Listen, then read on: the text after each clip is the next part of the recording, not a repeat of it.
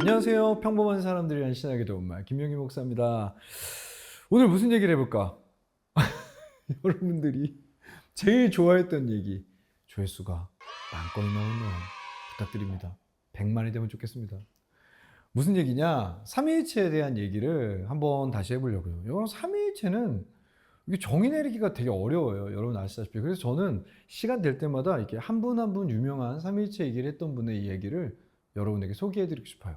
오늘은 먼저 제목부터 말씀드리면 중세 최고의 신학자죠. 바로 토마스 아퀴나스의 삼위일체론에 대해서 한번 정말 짧게 얘기해 보려고 합니다. 자, 먼저 아우구스티누스의 삼위일체를 좀 다시 한번 정리해 볼까요? 여기 저희가 두 번째 만들었던 여러분들이 그 좋아하는 영상 여기 여전히 댓글 부탁드립니다. 구독도 부탁드리고요. 친구들에게 널리 알려주세요. 이 삼위일체, 특별히 아우구스티누스의 삼위일체는 무슨 생각이 핵심이냐면, 자, 하나님은 삼위일체야. 그리고 하나님의 형상으로 인간을 만들었지. 그러면 인간 삶의 어딘가에, 인간 내면의 어딘가에, 인간 육체의 어딘가에 분명히 삼위일체적인 게 있을 거다. 그래서 우리 그때 기억해보면 기억, 인식, 의지 이런 얘기, 그 사람이 찾아냈던 멋진 얘기들 했어요. 나중에 나누겠지만 우리가 해겔의 삼위일체론도 할 겁니다. 역사 가운데 드러나는 삼위일체. 자, 이렇게 이 생각은 해겔 이후에도 많은 신학자들에게 영향을 줬어요. 자, 여러분들 삼위일체에 대한 댓글을 봤는데 여기 뜬뜬뜬뜬 이제 올라올 거거든요. 편집자 화이팅. 어쨌든 삼위일체에 대해 가장 쉬운 답, 여러분들이 가장 많이 달린 댓글 내용 중에 하나가 뭐냐면, 삼위일체 어차피 이해할 수 없어. 삼위일체 이해할 수 없어. 말하지 마. 무슨 소리 하고 있네? 저도 여러분 먼저 너무너무 이해해요. 가장 많은 생각이죠. 이해할 수 없는 거야. 하나님과 세계는 아무런 상관이 없어. 근데 여러분, 이해할 수 없는 건 저는 완전 동의하는데, 이해하지 않아도 된다는 건 아니에요. 그러니까 이해하려고도 안 해도 된다는 건 아니에요. 왜냐면 그런 생각은 기독교가 가지고 있는 4,000년의 전통을 완전히 무시하는 생각이에요. 우리는요, 이해하려고 노력했던 종교. 그걸 여러분의 신앙 언어로 바꿔볼게요. 어떻게든 신을 알려고 했던, 더 가까워지려고 했던 종교란 말입니다. 많은 신학자들의 노력, 그 노력은 하나님을 정말 알고 싶어하는 노력이었어요. 그리고 그것이 끝이 아니라 그렇게 하나님을 알아서 그들이 사는 세계에 영향을 주고 싶어 했다는 거죠. 아퀴나스는 어떤 삼위일체를 얘기하느냐? 진짜 정말 멋있어요. 먼저 결론부터 말씀드리면, 삼위로 존재한다는 건 하나님이 관계적으로 존재한다는 뜻이다. 오직 관계로만 구별된다. 이게 무슨 생각이냐면, 여기 사진 하나가 나올 거예요. 이게 뭐냐? 군주적 삼위일체. 그 당시 삼위일체의 생각이죠. 여기 아빠 같은 분, 여기 아들 같은 분, 여기 아들 같은 분이 비둘기를 안고 있는 뜩뜩뜩 위계. 모든 게 다 계층화되어 있는. 근데 여기에서 벗어나고 싶었던 거예요. 이걸 군주적 삼위일체론이라고 그래요. 결국 신에 대한 인식은 우리가 사는 세계에 아주 깊은 영향을 줄 수밖에 없는 거죠. 우리가 생각하는 신이 이 정도의 위기가 있다면 우리가 살아가는 세계의 위기에는, 세계의 계급은 당연한 게 되는 거죠. 자, 이제 조금 더 아퀴나스의 삼위일체를 좀 생각해 보겠습니다. 형상과 진료라는 개념 아세요? 형상인, 진료인 이런 거? 저는 매우 보수적인 목사라서 하나님을 이렇게 말하는 게 전 너무 불경스러운 느낌이에요. 그러나 꾹 참고 도전해 보겠습니다. 형상과 진료는 간단합니다. 비너스상을 생각해 보세요. 형상은 아름다운 여성 비너스가 있는 거죠. 진료는 대리석인 거죠. 대리석으로 조각하는 조각가는 머릿속에 형상인을 두고 빚어서 비너스상을 만드는 거죠. 자, 이제 이렇게 말합니다. 아퀴나스는 형상은 하나님이시다. 그럼 진료가 뭘까요? 진료가 관계이다. 전 이게 정말 매료됐습니다. 아퀴나스의 얘기 중에 이건 너무 아름다운 말인 것 같아요. 하나님의 형상, 그 세 분의 하나님의 형상이라면 그 진료는 관계이다. 근데 이 사람은 관계를 두 가지로 나눕니다. 하나는 실제의 관계예요. 이건 뭐냐? 바뀌지도 않고 임의적이지 않아요. 노예와 주인, 바뀌지가 않죠. 아버지와 아들. 그런데 이 관계는요, 우리가 조심스럽게 살펴보면 노예가 없는데 주인이 있을 수가 없고, 주인이 없는데 노예가 있을 수 없죠. 이 관계가 상호적이에요. 아버지 아들도 마찬가지입니다. 아들이 있어야 아버지가 있고, 아버지가 있어야 아들이 있는 거죠. 자, 이걸 실제의 관계라고 하고요. 두 번째는 논리적 관계인데 이런 거예요. 딱 지금 보면 이렇게 말했어요. 나는 조명 앞에 있다.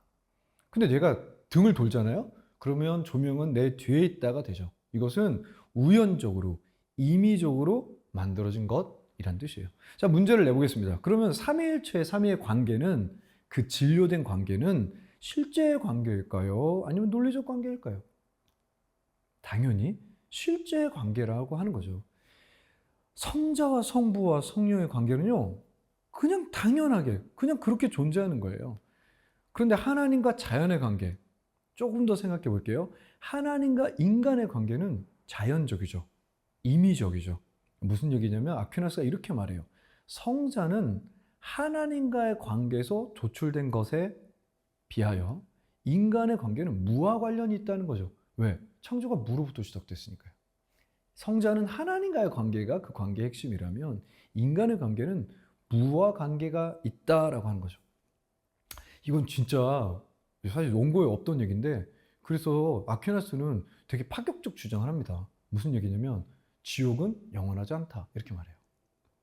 왜 그렇게밖에 말할 수 있냐면 영원한 건 하나님밖에 없다는 거예요. 인간의 영혼은요, 임의적인 거죠. 그건 하나님이 그냥 그렇게 결정하신 거지, 인간이 하나님 없이 영원할 수가 없다는 거죠.